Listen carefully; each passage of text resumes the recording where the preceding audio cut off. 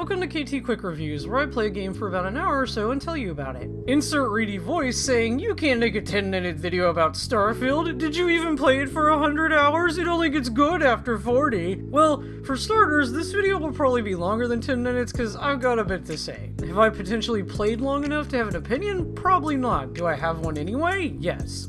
I have to firstly state, I am 100% biased because I've been excited for Starfield ever since it got announced. I literally bought an SSD as well as fine-tuned my PC just so I could play it. No, I don't have the recommended specs, but my computer is putting in the work. I'm not even going to bother going over the settings and hardware issues because everyone and their mom is going to be making a video mainly centered around that. I got it to run, I'm fine with how it looks on the settings I'm using, let's move on. So instead of talking about the first hour, I'm going to go over what happens in about the first 3 or so. For the sake of the video, I did do an initial run getting used to the game, making our favorite Scotsman Fergus Reid, then started over with an original character. K-pop Ferg was not cutting it. I needed someone who was more daring. Meet Andre Armstrong, wayward industrious who will stop at nothing to reclaim his money and glory. I will be using footage from both runs just for coverage, but I'll only be talking about what happens in my Andre playthrough. The game opens with Lynn and Heller going over the mining operations they're currently overseeing on the planet of Vectera. Going through the rocks, we're introduced briefly to the concept of mining, then are told to survey an area giving off a strange and worrying signature. Entering a cavern, we go over to an outcropping in the center, and after going at it with our cutter, we touch the out-of-place object.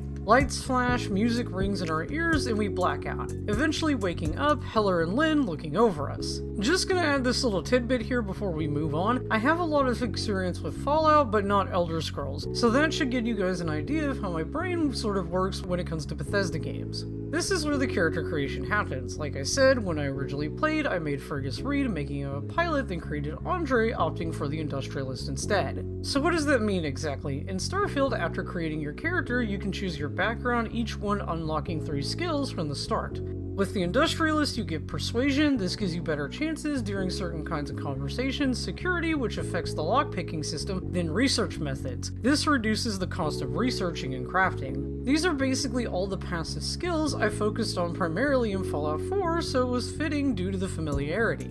After picking the background, you're able to choose 3 optional traits that can add a bit of flair to your overall experience. I ended up choosing Empath, Raised Enlightened, and United Colonies Native. Empath seems to give certain bonuses depending on how your companion feels. This is probably a dumb thing to pick considering I mainly only have the robot with me. UC Native just seems to get me additional dialogue options in certain parts, and I honestly picked Raised Enlightened because I wanted a third. I haven't even visited the House of the Enlightened yet. Okay, so adding this little bit, I ended up just scrapping Empath and Raised Enlightened because the negative sides of Empath severely affect speech checks, and the Enlightened stuff didn't seem to do anything. So after that, Heller and Lynn will talk to us for a moment. Lynn immediately ripping into us for basically being a broke industrialist, then we make our way outside to the planet's surface because someone named Barrett has showed up. It turns out the odd bit of metal we found is something Barrett is looking for. Before much conversation can happen, the group is attacked by a pirate faction called the Crimson Fleet. They showing up because they're after Barrett, Lynn displeased by this. After the shootout, Barrett asks us to come back with him to a group called Constellation. Lynn is upset by this, saying he just got her into a lot of trouble, Barrett realizing this and asking us to go instead. He also allows us to take Vasco, his robot companion. Taking off, we're introduced to the spaceship travel combat stuff? I don't know what to call it. I absolutely loved the space combat, but for the life of me, even after putting 30 plus hours into this game, I can't even begin to understand how to accurately explain it, or even why I like it. I just do, okay? Once we fend off the additional pirates attacking us, Vasco decides we need to go deal with them by laying siege to their base on a moon called Crete. Vasco, despite being a robot, is very bloodthirsty a lot of the time. You can probably go to New Atlantis at this point, but for the sake of the mission, we carried on to Crete. This essentially gives us our first taste of proper combat, as well as a wide array of weapons right out the gate. I mainly use the Grundler Eon, classed as ballistic weapons, because I prefer the feel of them. We're also introduced to lockpicking via digipicks and can find all manner of items across the level, that mainly being succulents. Beautiful, beautiful succulents. humans. Getting to the other side of the abandoned facility, we come face to face with the pirate captain Borgen. It turns out he wants Barrett's ship, the Frontier, because he thinks it's full of treasure, Vasco stating quite the opposite. After we go through a few dialogue options, we're introduced to the persuasion system. I really like how this system works on Starfield. Instead of it just being a bog standard skill check, the one to whom you're speaking with will have a persuasion meter that needs to be filled within a set amount of turns. Every option you're given has a difficulty level. You can either choose the safer option and hope you have enough to successfully convince them, or go wild and pick the more difficult ones. The first time I did this with Fergus, I failed and had to fight the captain. But as Andre, due to having additional speech skills right at the gate, I managed to convince him to leave us alone fairly easily. After dealing with that, we finally set a course for New Atlantis on the planet Jemison, which is nestled nicely in the Alpha Centauri system, which is a binary star galaxy primarily made of Regulus Centaurus and Ptolemy. But they decided to call the main system Alpha Centauri, but Ptolemy is there. I like space stuff, okay? It's got nothing to do with some dead series I can't shut up about, I swear.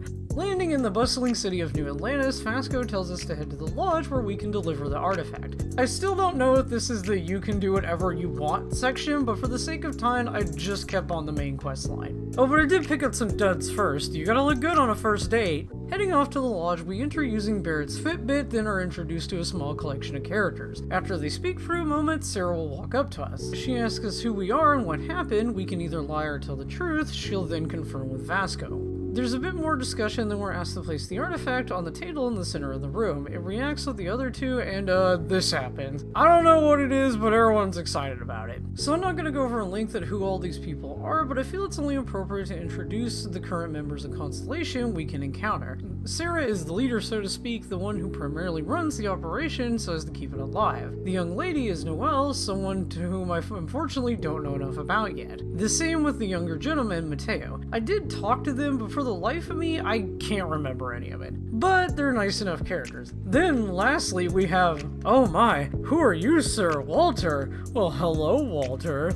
So, let's start over, shall we? Walter Stroud, CEO of Stroud Eklund, member of Constellation. No! No, he's a corporate daddy! No! My weakness! And he's married, cause of course he is, cause KT can't ever have a nice older house husband who's loaded. I've made myself sad. Let's talk to Sarah.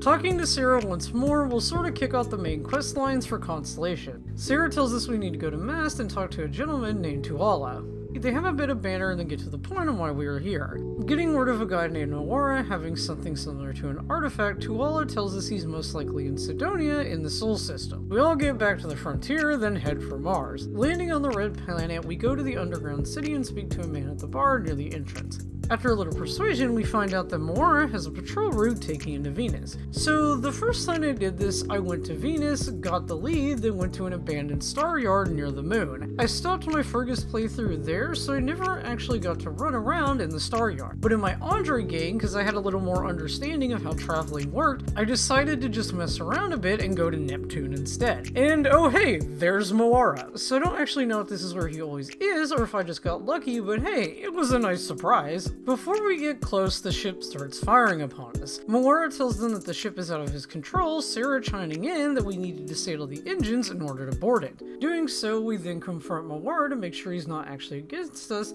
then check if he's okay. It turns out he had the artifact with him and was unable to sell it. And as thanks for helping him out, he hands it over. Returning back to the lodge, we place it with the others and the group is obviously very pleased. This is basically where I ended off doing the primary quest. You can now go off to do whatever you choose, be it talking to Sam, going to figure out where Barrett is, or boarding the orbiting station and visiting a man named Vladimir. So as of right now, I've put well over 30 hours into this game, and I've only visited around a quarter of the star systems there are to offer. I found myself mainly gallivanting around looking for worlds with people on them and just seeing what happens. Most of this I don't have recorded because I've been playing a lot in my downtime as opposed to doing it on stream. So the main thing I tried to focus on was crafting, which isn't as straightforward as I figured it would be. In Fallout 4, if you need something, you just go down the street, ransack a store or two, then you've got enough materials to do all your mods. Oh, and the XP just pours in like water. Need just a bit more XP to level up? Let's decorate the settlement for a few minutes. But not in Starfield. XP and building materials are so hard to come by passively. It would take me forever just to level up until I got to a base full of pirates and gained 2 in less than 30 minutes. I'm not saying it's bad that the game favors combat over passive exploration, but when your favorite thing about it is the exploration, it does become a slog if you just want to visit worlds and gather resources so you can max out your weapons and research. And if you're asking KT, why are you focusing on gun mods if you're not even using them in combat? Cause I just like the functionality. Whenever I played Fallout 4, the overwhelming ability to mod most of your weapons and armor was extremely exciting, and I spent more time doing that than pretty much anything else. Yes, I do realize if you spend enough time on a planet and survey the whole area, as well as visit many of the structures, you can level up pretty quickly, but I only really was able to do that once I really dug deep into the outpost mechanics. It's so hard to find out what to actually talk about and what to omit. I did eventually get a handle on the shipbuilding, even if it can be a bit clunky at times. I also kept running into this bug where it said that my dock wasn't outside my ship, which it was. So I would have to completely reset all of my modifications, then start over. But I did manage to make a pretty decent ship with enough cargo to start my small colony. She ain't pretty, but she goes. The other thing I noticed is that this game is very much economy focused. Instead of every item you picking up eventually being used for crafting, like in Fallout 4, most of the stuff you can loot is just items of no importance. A lot of times it's a coffee cup worth 1 credit, other times it's a wooden duck worth 200. It took me a while to really get it in my head that not everything is valuable, but at the same time, it sorta is. Cargo or inventory bogging you down, just get all the junk and sell it. It's a nice way of making a few quick credits without really needing to think about it. I also really haven't needed to worry about money, but I noticed that ultimately most of it will go to shipbuilding.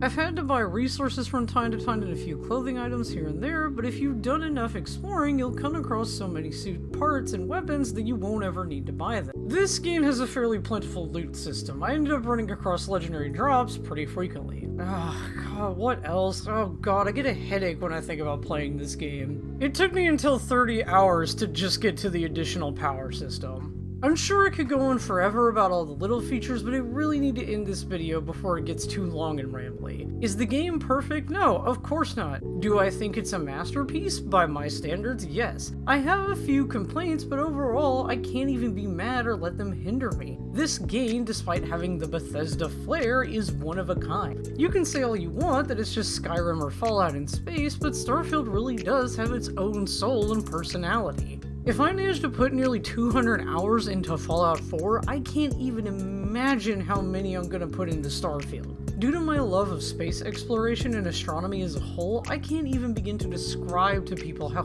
happy Starfield makes me.